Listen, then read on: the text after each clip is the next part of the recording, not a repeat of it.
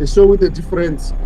Our first ever guest, we've got an honor of welcoming Coach Eric Tinkler all the way from Kumasi in Ghana, outside Accra. Yeah, so I don't know how many Ks. I drove on that stretch of road from Kumasi to Accra at night. Coach Eric Tinkler, welcome to Afrofood. It's good to have you here. How's life in Kumasi since you moved to Ghana? Yeah, good morning, and obviously also good morning to all the listeners. No, I think life has been pretty good. In Ghana, obviously a lot warmer than what South Africa is currently. Uh, we've been having quite tropical weather here, bit of rain, but temperatures never dropping below 26, 27 degrees, which truthfully, me being an African, love the heat, love the sun. So enjoyed every minute of it so far. Yeah, in Kumasi, people have received me quite well, Mhm. and a lot of work that myself and football director that have been applying in terms of trying to rebuild the team and obviously bring some success back to the massive club of Asante Kotoko. Not an easy task, but a task that I've been down this road before at certain clubs, and hopefully we can achieve exactly what the chairman wants for the future of the football club. Coach, not many saw this one coming, going all the way to Asante Kotoko. How did the move come about?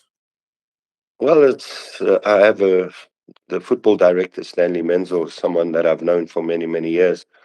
You may recall he also coached Ajax Cape Town Mm-hmm. many years ago, back in 2017, and we had a relationship. I used to work with the KNVB on the World Coaches Program, and he contacted me because obviously he came in as football director, and the chairman of the club said he wants to rebuild the club. He wants to put the club back where it belongs on the African continent, and that it's a long-term project. But he needed to find a coach that knows African football, and then Stanley obviously contacted me and said, would I be interested? And here I am.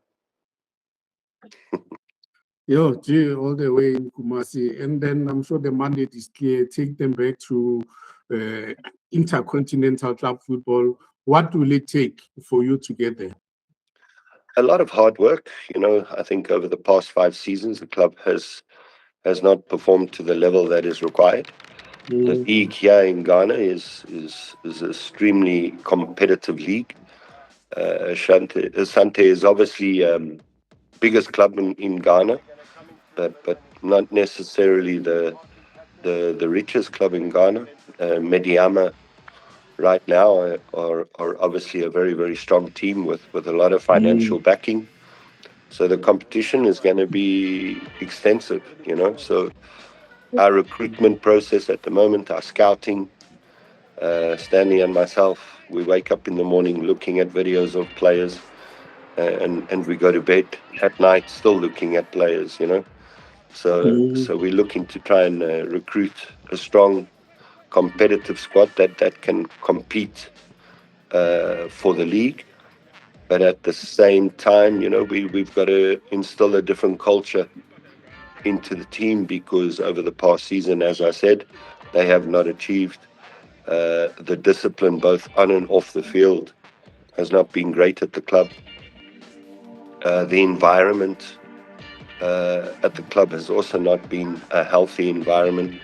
So it's about changing all of those situations to ensure that players that are coming in are of the standard. Players that are coming in have the right character, have the right personality, have the desire to want to win and achieve things. Uh, and then obviously the work that we're doing on the side, Stanley's very busy looking also at the youth system, development systems at the club, so that we can start promoting a lot more players coming through the youth versus always going out into the market looking to find players. There's a lot of talent here in Ghana, and obviously as a club, We need to try and find ways of obviously helping some of the youngsters coming through the system into the first team. And because I've done that before, also my time at Wits, heavily involved in youth development there. This project uh, sounded great, and I was excited to come into a project of this nature. How much involved are you with, especially in the recruitment process? Are we likely to see you coming to recruit locally, the PSL? And also, there's this new trend of coaches, wherever they go, they take their own backroom staff. Are you also doing the same? Yeah, I think in terms of backroom stuff, there will be only one person that will join me. Obviously, someone who's worked with me before during my time at Cape Town City. He'll be joining me because we worked together there for 5 seasons. He knows my expectations. He knows how I want the team to play.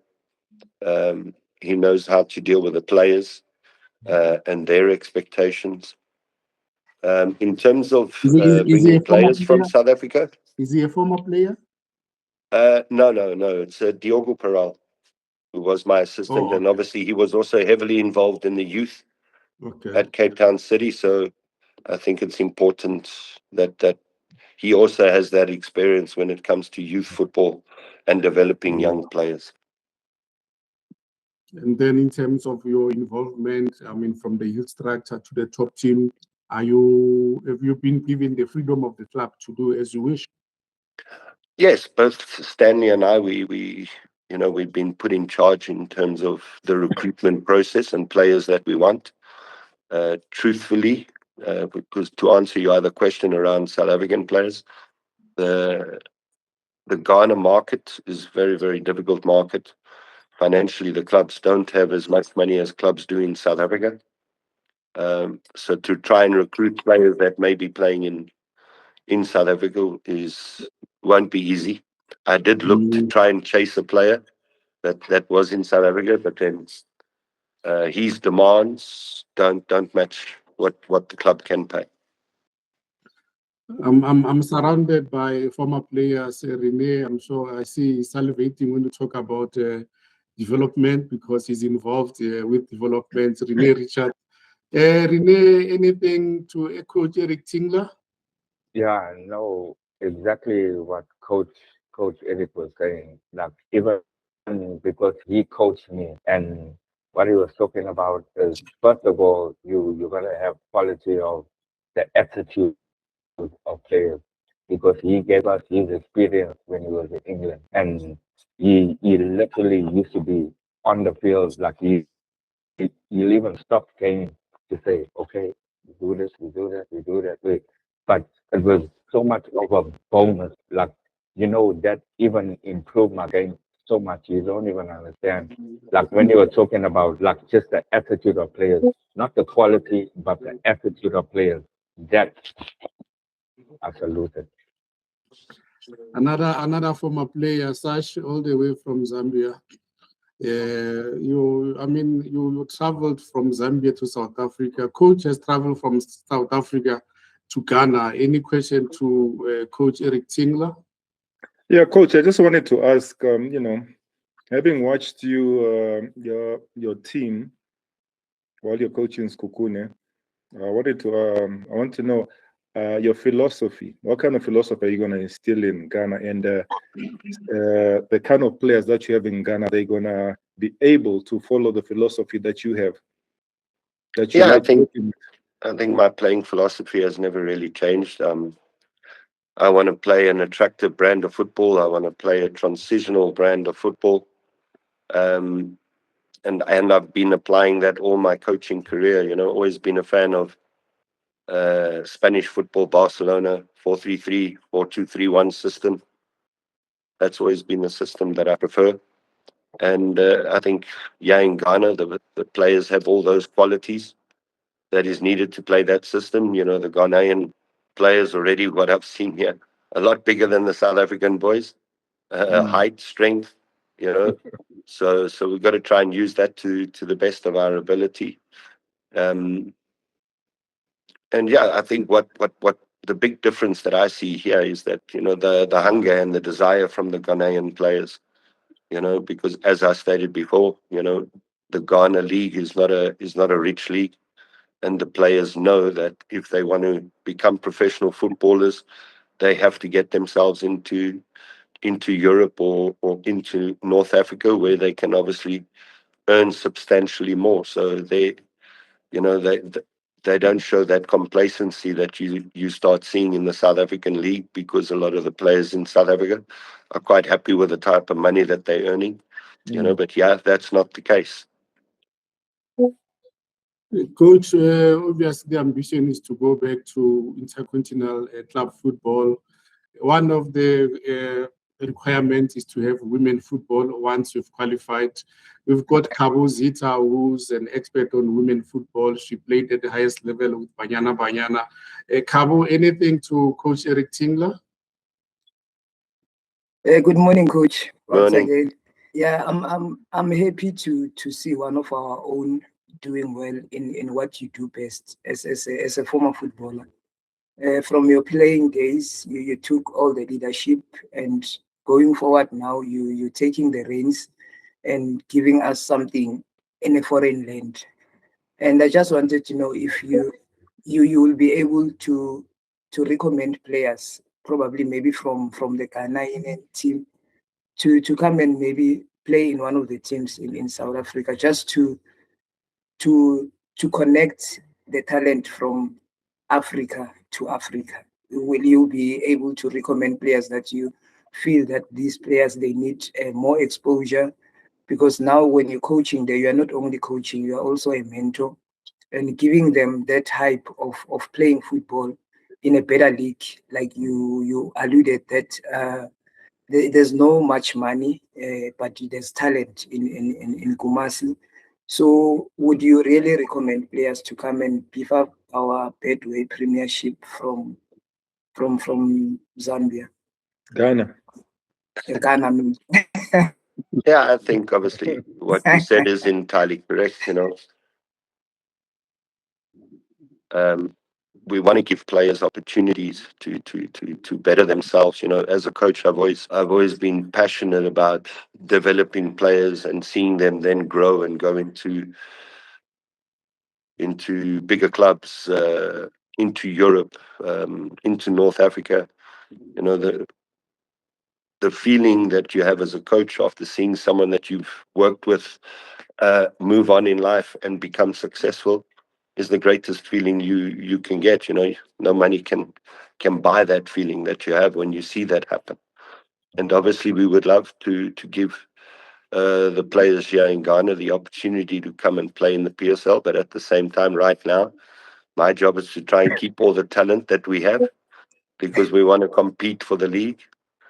So it's like I said, it's a project that's going to be run over 4 or 5 years, and maybe in the next 3 4 years we can look at then start moving players to bigger leagues and bigger clubs. But obviously, when there's a financial benefit to the club in a player's move, obviously the club will always give it a consideration.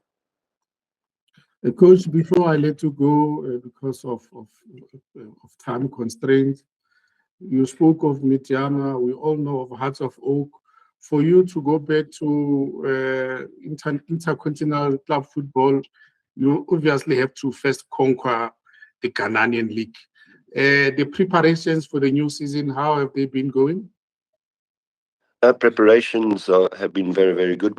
We just started week 3 of our preparation. We will be playing a couple of games this week, and then we'll leave on Monday next week to Accra, where we will then play another 3 matches that side, and then we come back to Kumasi to play against Hearts of Oak, which is in the President's Cup. So it's like a warm-up to the league, because the league officially starts the weekend of the 5th and the 6th. And obviously we play a new team to the league away from home. And like I said, Asante Kotoko is the biggest club in Ghana, Mm. and everybody wants to beat us. So we're going to have to apply ourselves extremely hard, both home and away, to ensure that we achieve our goals and our objectives. Coach, thanks a lot. And all we can say from Afrofood is that all the best, represent the country well, and we've got no doubt that you will do well, but you need all the best of luck from us. Thank you, much appreciated. Thank Good you, luck, Coach. coach. Much love. Thank you. Thank you, Coach. So that was our first segment with Coach Eric Tinkler. Now we're gonna go back to the Betway Premiership. It has started.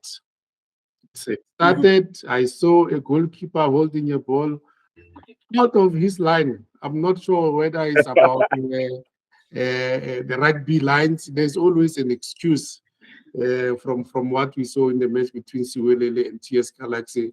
Not only that, I saw a few youngsters coming to the fore. Rene, I'm sure, will be chuffed about that one. Kaizer Chiefs scored 3 goals in their opening match. And we're also going to look at the MTN 8 fixtures coming this week. But we have to start in Morocco. Cabo, we missed you last week. Banyana, defender. Bambane Bata talking or expressing her feelings, not in the nicest way, by the way. Although, personally, I think what she was saying, take away the profanities that she said, the swearing, but from what she was saying, I thought she had a point about the support, about Banyana. They didn't get, they were not getting. I'm not sure what did you make of what she said about the support. We know what happened when Bafana lost to Mexico, the criticism that they came under, although they did not react the way she did. Cabo, what did you make? And obviously, she later apologized for her remarks. Yeah, look, man, it's very difficult to be a player and represent your country at the same time, and also get cyberbullying, because that affects a lot of things in an individual. Like cyberbullying, I think it goes with effect that at the end of the day, it result to mental illness, mental health. Because when you take time to think about what she said, she was correct, but not in a way or in a manner in which she should have used vulgar words to express her feelings.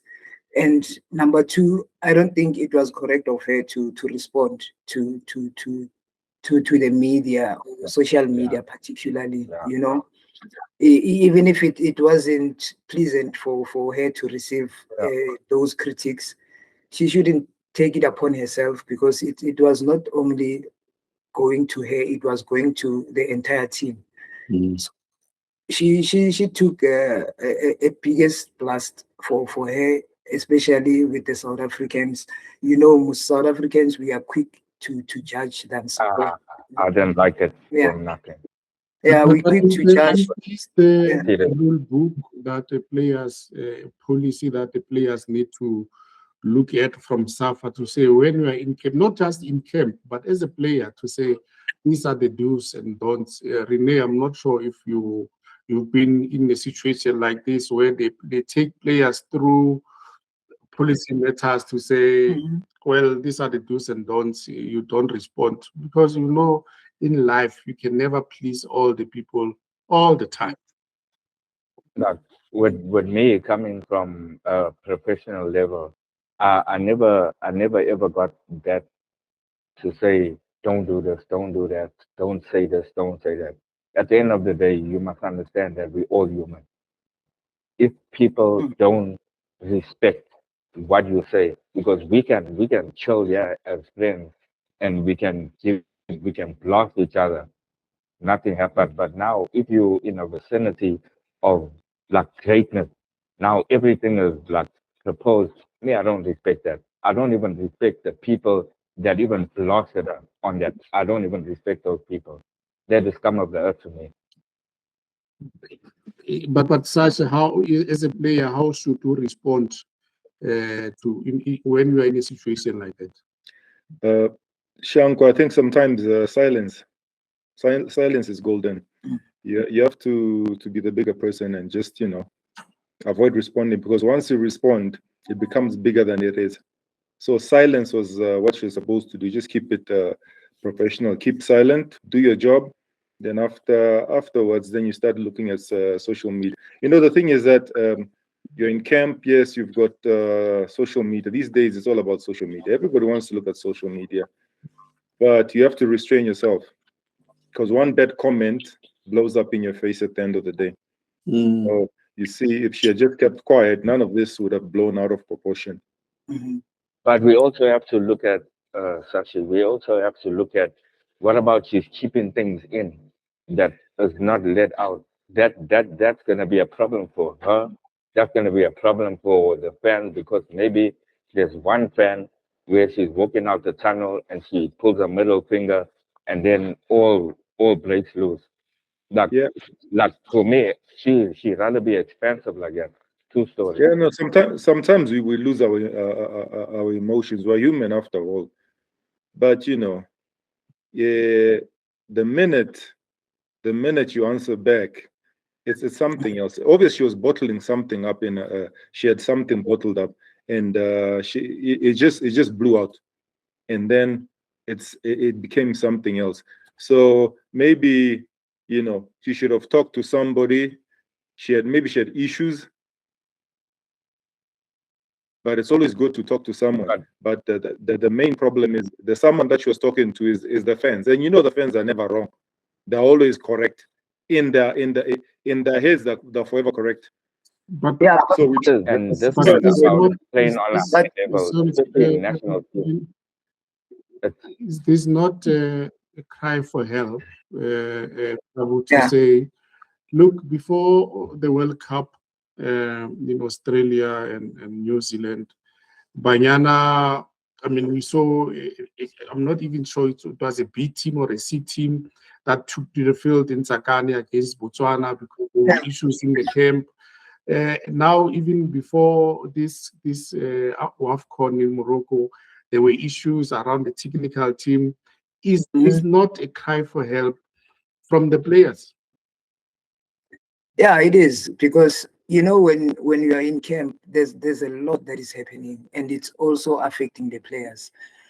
Some of the players, like you normally have your psychologist in the technical team that you need to talk to, but sometimes the players themselves, when they sit around, obviously it's gonna create groups, and it's gonna affect the team, and probably with Mbane, probably she couldn't take the hit and decided that, no man, let me take this upon myself and retaliate, to show people that we are the ones who are playing the game, and with all the anxieties and all the problems that we encounter in the financial problem with the national team, technical team not getting along. And what are we saying with the players? Because the players are the ones who are on the ground, and they are suffering every little detail that's gonna come to them, because they are the one who must give us 100% performance in the field play, and we expect a lot from them, and yet we don't talk much about them to give them that ability to give us what we want, but we want results, and we are quick to judge, and we are not there during the process, but we want to be the part of the results when they do good. And when they're going through something, we want to point fingers, and we want to tongue lash, and we want to pin bad things over the players.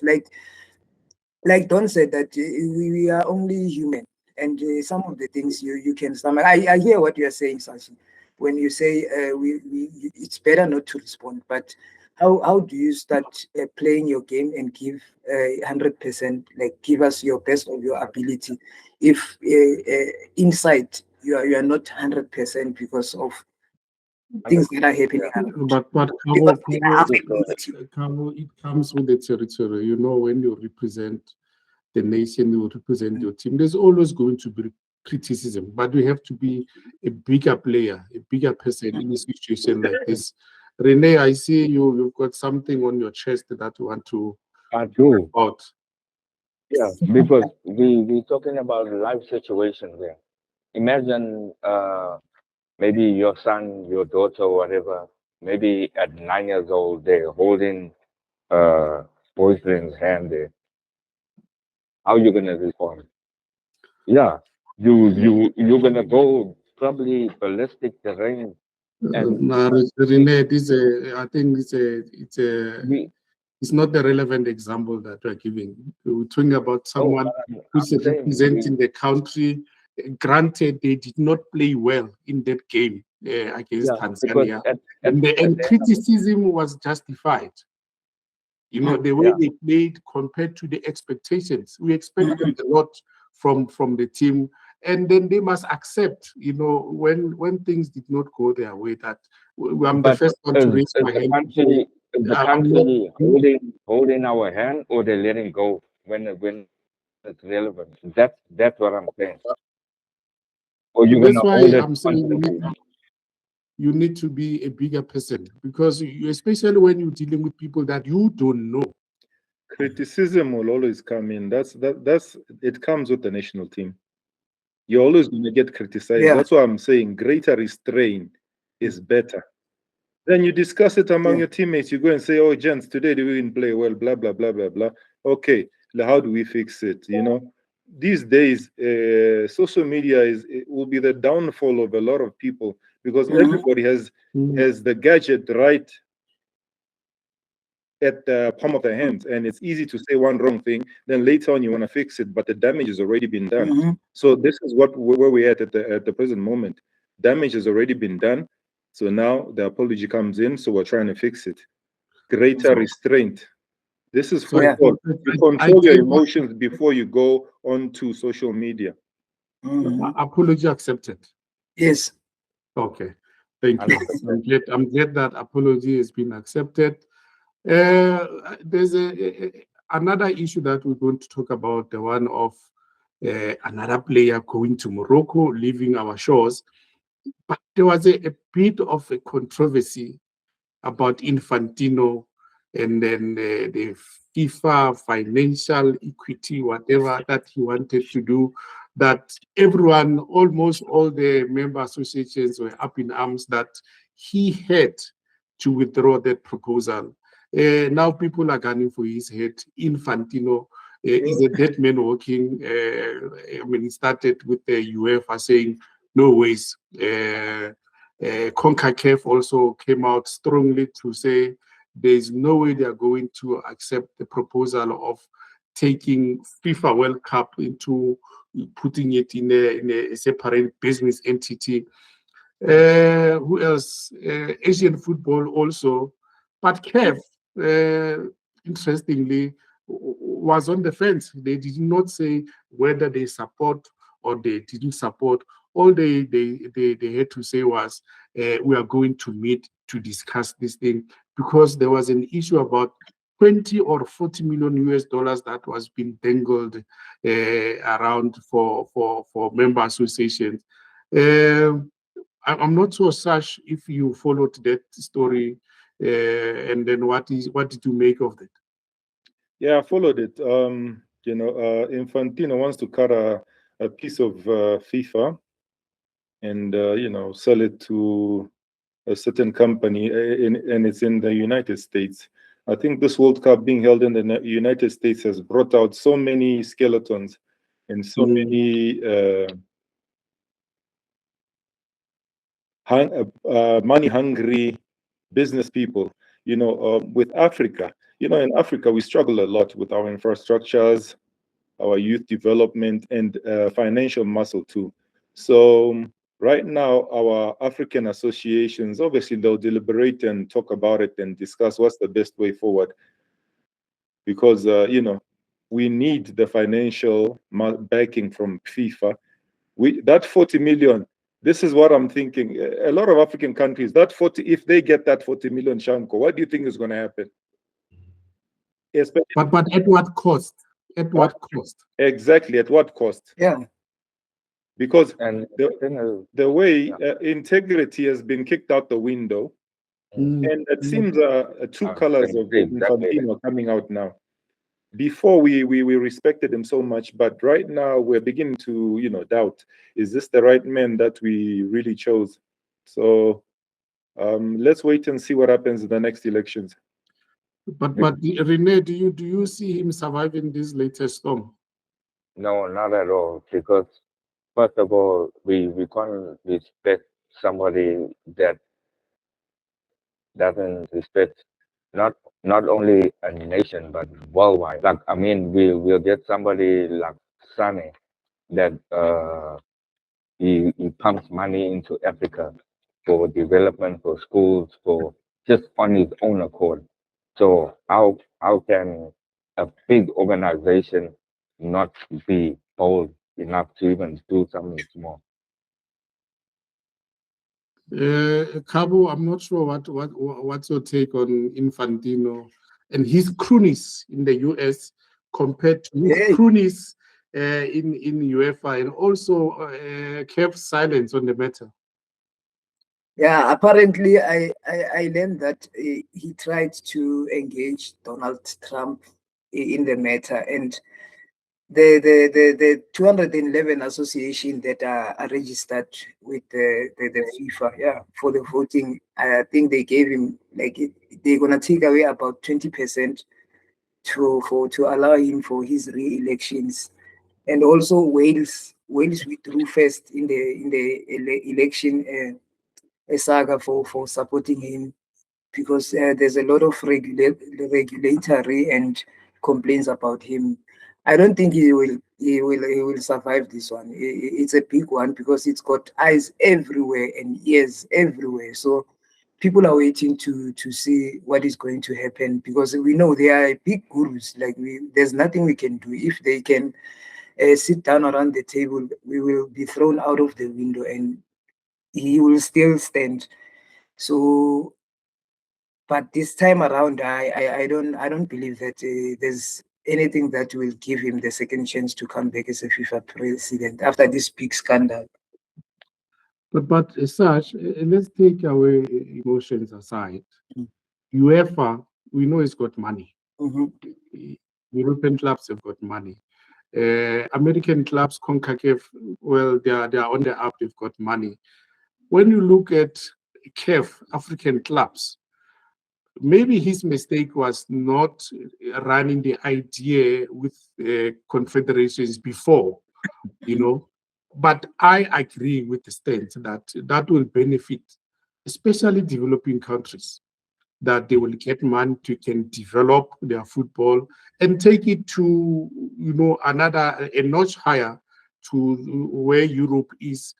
But in this case, it's a pity that European clubs or European nations did not see it fit, because the idea was not discussed and canvassed with them before it was put as a proposal. But I think it's a noble idea. Yeah, Infantino has been the president that has supported Africa so much in the past few years, and who's pumped a lot of money in African development. So, and I think why CAF hasn't commented is they're looking at the situation first, and they're gonna converse with all the association members to discuss what they think about this idea. Because come elections, all the Africans are still going to vote for Infantino. That I guarantee. I can put my head on the block for that one. Because Infantino is the only president who's pumped so much money that all the African nations have been able to restructure, resurrect youth development, and build infrastructure. It's Infantino. But the way he went about it was wrong. Okay. The way he went about it was wrong. But at the end of the day, you gotta see it like the money, the vision that's pumped in. Is it being utilized properly, or is it being behind the scenes? Because we have to see results, like on a big note and a big person like this. You don't have to see these these kind of headlines. No, And also we shouldn't take like anything much away from him.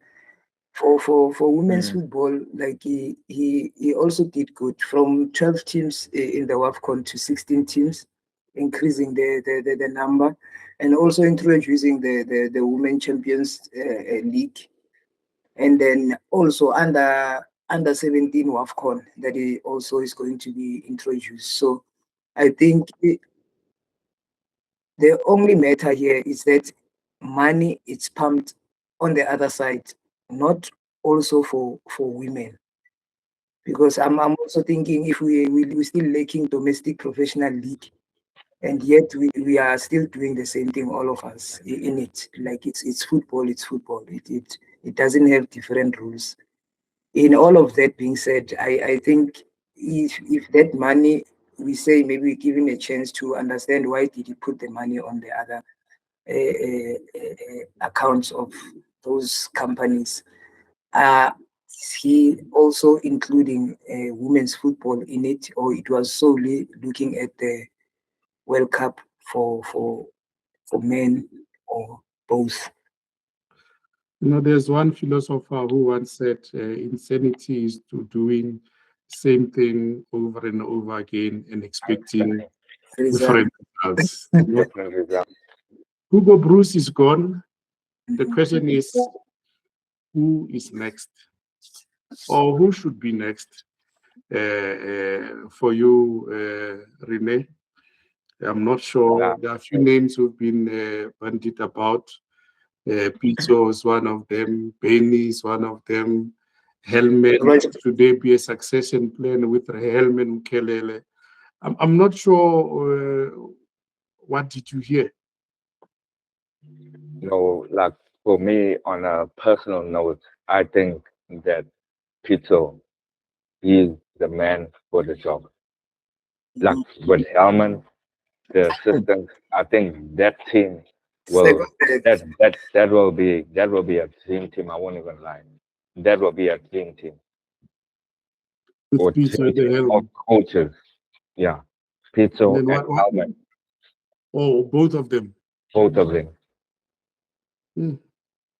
Kabo, I see you agreeing with Coach Rene. Yeah, I see also Roger. He sounds more like Pizzo's agent. Yeah, I agree with you with Don. I also vow for Pizzo, but I also saw Roger Disa also trying to also form part of these negotiations. So, but Pizzo is the man. Like we all know his quality and his mentor. I think he's the right man for the job. We cannot run away from it because we can see that there's no team that he can coach anymore in our country for now, because the interest is less. So he must go above and stay with the national team. Sash, I'm not sure if you agree with them. I see you might have a different perspective. What does Pizzo bring? What has he done in the past year? The past, he's been busy with youth developments, youth. What's this? Schools development. Yeah, Pizzo Musimani schools football. Yeah, he's been busy with that. But Pizzo brings a lot of experience, a lot of pedigree under him. He's a man who's traveled. He's a man who's been with all these players and he knows them in and out. And I think it's about time we bring a local to, and give him the same patience and the same time we gave Hugo Bros. He has achieved a lot, yes, and I think he's still hungry to achieve. So if he applies for the job, why not? May the best candidate win, because the other candidates too. But I do agree with Cabo and Don and Rene. Why not? He did it before. He's been an assistant at the same national team. He knows the ins and outs. But let's not judge him based on that. let his CV speak for itself when he applies for the job.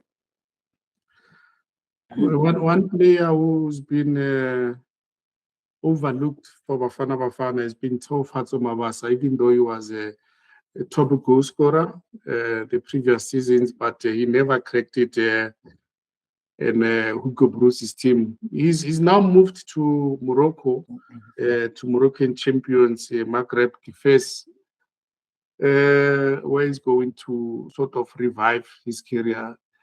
Rene, does this give him a window opportunity to also stake a claim in Bafana Bafana?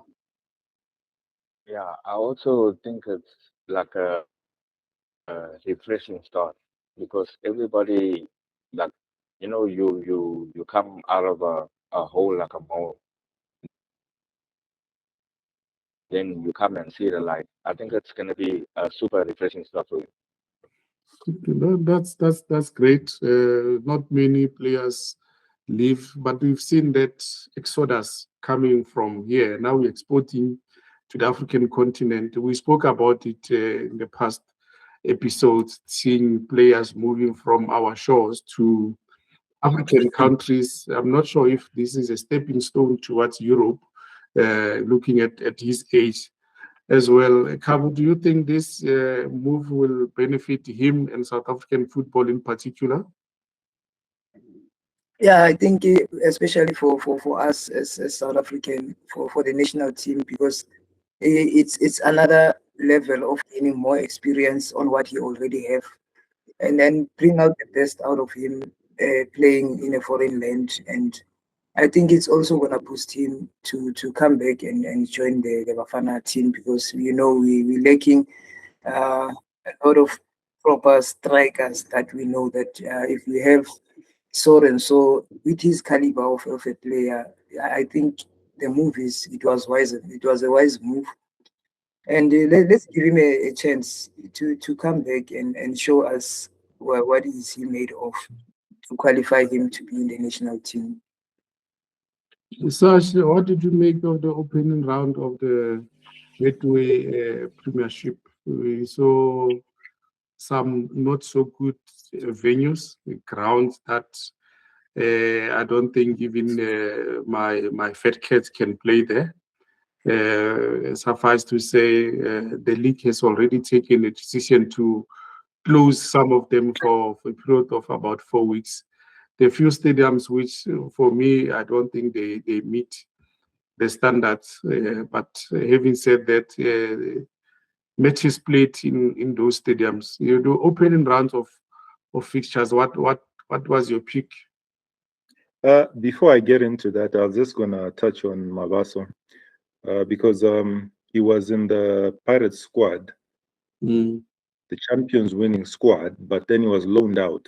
So obviously he's got a bit of pain because he contributed to the team. Do you understand? But he was not there. How did he contribute? So how did he contribute when he was not there? No. When he was there, he did contribute. Remember, he played. But they didn't win the league when he was there. Yeah, he was loaned out, I guess. Yeah, so he didn't contribute. Yes. So he still has that pain of, I didn't finish the league with the team that I started with. So now he's got a bit of a breath of fresh air where he's gone. So now he's away. He's going to be away from all the media, South African media. Hopefully, he won't be looking at his phone every 5 seconds, because that's going to drive him crazy. Every 10 seconds, just to see what's going on. Because that's also. Are you saying the media is the problem? Not if you love this social media, it's very distractive. It's very distractive. Okay, then you need to make a distinction: social media and not the media. Not the media. Social media is very distractive. So this is a breath of fresh air for him. He has to go and prove himself now. I think mentally he's a strong lad. I've seen him. He always wants to finish what he started. And you saw when he went to Stellies, he contributed a goal. His presence was felt on the pitch. You could feel him when he was there. So unfortunately, maybe it wasn't in the plans for Pirates, but hopefully he makes a mark in Morocco. And as for the opening games of the PSL, we saw Orlando Pirates getting 3 points, which is a statement as champions. You're supposed to do that in your first game, just to get rid of the first butterflies in the league, and opening up to clean up all the dust, start afresh, and say we're still the champions. You have to make a mark. And playing a team that just came from the first division, you have to do that, set an example, which is good. I'm happy for Chiefs too that they did the same thing. When you play a team that came from the first division, you have to make a statement. You punish them. They have to know that this is the PSL. This is not Division 1. Because if you give them that, you don't punish them. They'll show you flames. 100%. 100%. But what did you make of the conditions of the pitch? Conditions of the pitch weren't so good. This is why we keep saying, obviously the PSL will get into it and try and fix all these hiccups that these teams have brought into the PSL. Because, when you want to watch good football, you need great pitches. And I think lesson learned from all the teams that are participating in the PSL this season. Rene, should we blame rugby matching set Mbombela? Was in Mbombela Stadium when we saw what happened with TS Galaxy goalkeeper holding the ball way outside his line? Yeah, I mean those type of decisions, Shan, that is like ridiculous. Like, even a 10-year-old kid can, basically know that rule, or no, that was insane for me. I don't know what that was insane. Kabu, we are now going to the Wafa tournament. MTN 8 this weekend, some mouth-watering fixtures starting on Saturday. Defending champions, Orlando Pirates. This is the first of the 3 that they won last season, Yeah. MTN 8. They're hosting Devon City, and Sundowns is hosting Polokwane City. We haven't seen Sundowns so far. Yeah.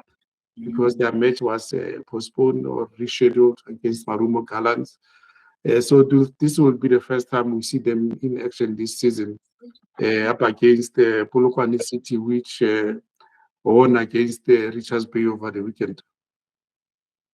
Yeah, it's going to be a tough one. It's good that the league has already kick-started. We saw with the 15 goals that were scored during the first quarter of the league, and yeah, going to the MTN, it's so exciting. We've been waiting after the World Cup. We've been waiting to see our teams back in action, and hoping that the players are also ready, because we as fans, we can say much, but it only relies on the performance and the preparations from the team. So we're hoping to see Sundowns to give us good games, and we're hoping also to see Pirates against Devon City. Devon City have new signings, young players. I saw one player from Kasrik, and the opportunity that was given to this young boy, I just missed his name because we are on the platform. And yeah, I will come back to it, but it's going to be a good game. Again, Pirates versus Devon City. It's going to be a pound to pound. We will talk about it again when we meet. That your predictions were right. It's not going to be a walk in the park, especially for big teams in this league. It's not how you start in a way. It's how you finish. So we will see. We can make our predictions and not get the same results as we predicted. But is it true that people from Mamelodi all support Sundowns? Mostly, yeah. Mostly. Mina, I'll be fair. I support Mamelodi Sundowns. I grew up playing for Mamelodi Sundowns Champions League with the boys. So it's very close to my heart. Orlando. You know, this, just for even said that this might be your last time on the show. Eh? Yeah. Yeah?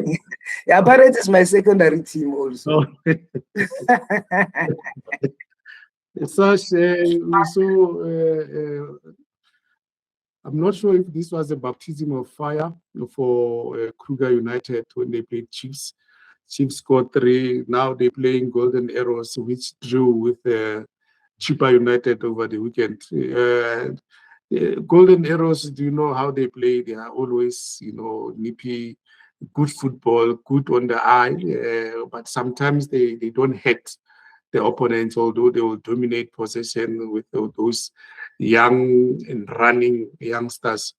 I'm not sure if you saw the youngsters. People talking about Bartman on the Chief side after his performance, man of the match performance against the Kruger United. Yeah, I saw him. He's a very, very energetic young lad. Very impressive. Nimble-footed, always on the move. And hopefully it's going to give Chiefs a different element to their game. And, Chiefs scoring 3 goals, that's something beautiful because compared to last season, it was a struggle to score goals. It was a struggle.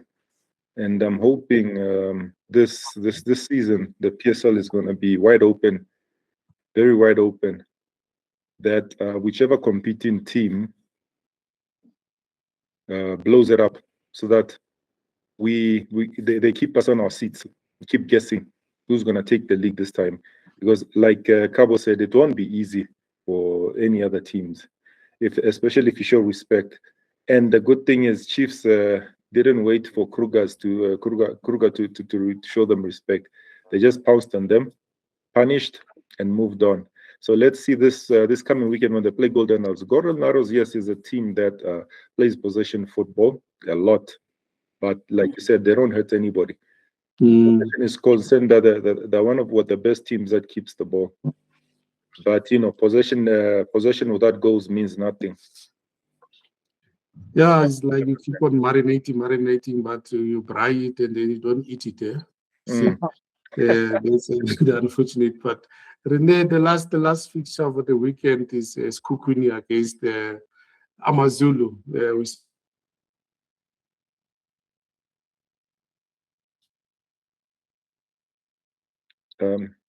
Yeah, Rene. Or Cabo, who's gonna take it?